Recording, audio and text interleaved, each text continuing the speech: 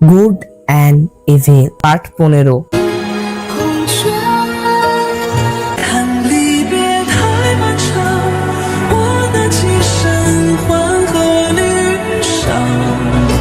এপিসোডের শুরুতেই আমরা হ্যানকে দেখতে পাই। সে সেই রুমে বন্দি হয়েছিল।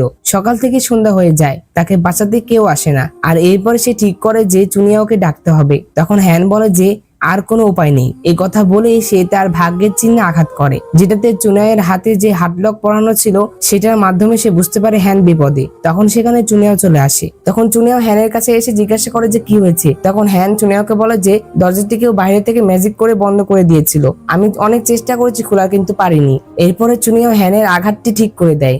আর চুনিয়াওকে এত চিন্তা করতে দেখে হ্যান তাকে বলে যে তুমি তো আমাকে বলেছিলে যে তুমি আমাকে পছন্দ করো না। তখন চুনিয়া বলে যে তুমি কি অন্য কথা বলতে পারো না।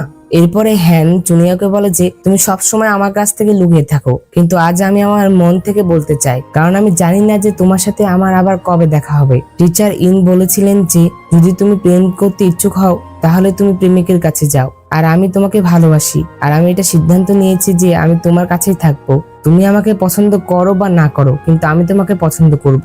আমি 100 স্পিড পুল ছেড়ে কোথাও যাব না। আমি কতদিন বাঁচবো জানি না, যদি সেটা 1 বছর হয় বা 1 মাস হয় বা 1 দিন বা 1 ঘন্টা বা 1 মিনিট হয়, তবুও আমি তোমার সাথে চিরকাল থাকতে চাই। তখন চুনিয়া বলে যে তোমার এখনো জীবনের অনেক পথ বাকি আছে। তখন হ্যান বলে যে আমি জানি যে তুমি কি মনে করো, আর তুমিও জানো যে আমি কি মনে করি। আমি এমন একজন প্রেমিককে বেছে নিতে চাই যে আমাকে ভালোবাসে। তখন চুনিয়া বলে যে তুমি অনুশোচনা করবে। তখন হ্যান বলে যে আমি লোভী মানুষ নই, তুমি কি আমাকে তোমার সাথে থাকার সুযোগ দিতে পারবে? মাত্র অর্ধ শতাব্দী।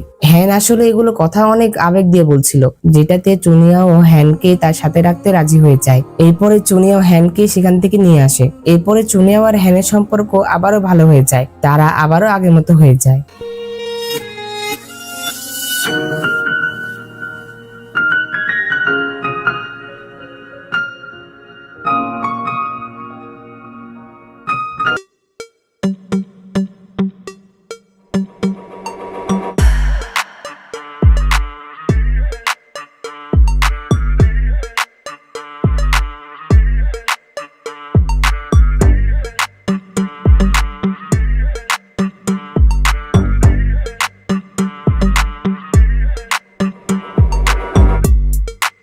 সম্পূর্ণ ড্রামাটি যদি তোমাদের দেখতে হয় তাহলে অবশ্যই আমার চ্যানেলে প্রবেশ করবে এবং চ্যানেলে প্লে লিস্টে চলে যাবে, এবং প্লে লিস্টে যাওয়ার পরে তোমরা এখানে সকল ড্রামার প্লে লিস্ট পেয়ে যাবে, যেখানে তোমরা ক্লিক করলে প্রতিটি ড্রামার প্রতিটি এপিসোড তোমরা এখানে পেয়ে যাবে। এখান থেকে তোমরা প্রতিটি ড্রামার প্রতিটি এপিসোড সম্পূর্ণ দেখতে পাবে।